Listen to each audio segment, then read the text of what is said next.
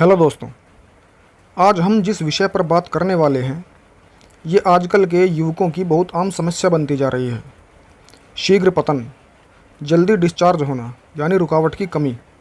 और इस कमी को पूरा करने के लिए लोग तरह तरह के उपाय करते रहते हैं और इन उपायों में सबसे गंदा और घटिया उपाय है वियाग्रा और मैनफोर्स का सेवन, जिसे 80% से ज़्यादा लोग करते हैं।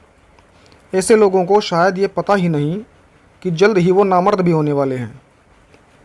तो ऐसे लोग जिनका संभोग बस एक आध मिनट ही चल पाता है, जिनमें रुकावट की कमी यानी टाइमिंग की कमी है, जिनकी हालत ऐसी है कि बस यूं गए और यूं आए।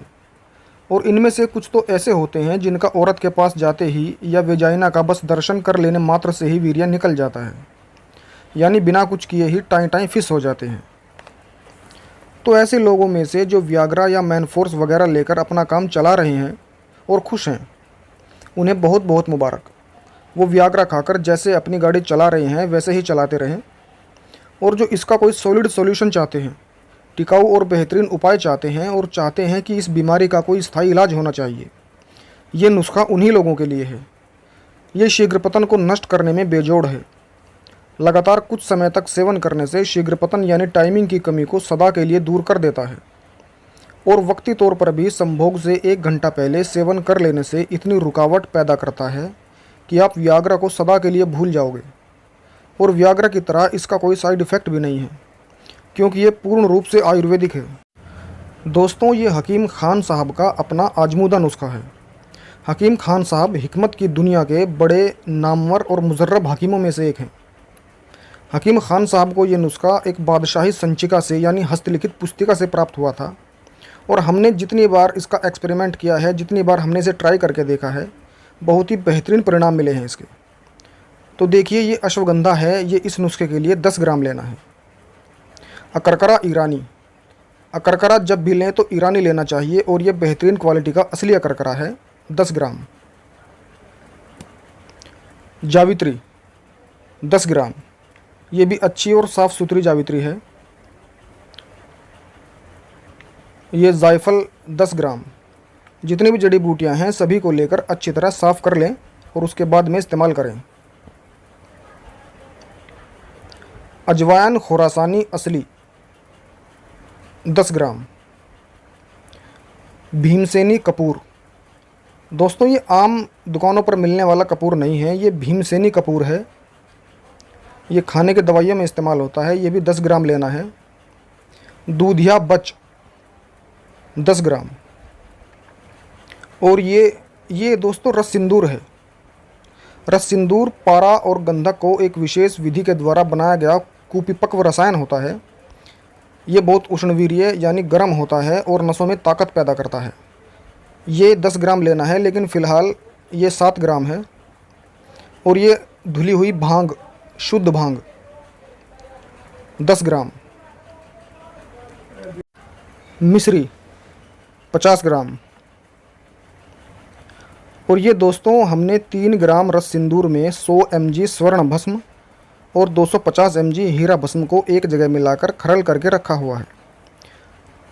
दोस्तों, स्वर्ण भस्म और हीरा भस्म को हम आपको अलग रख कर दिखा देते, लेकिन 100 mg इतनी कम होती है कि अगर वो हवा के किसी झोंके से उड़ जाती तो हमें दिखाई भी ना देती कि वो कहाँ गई, और कई हज़ार का नुकसान हो जाता।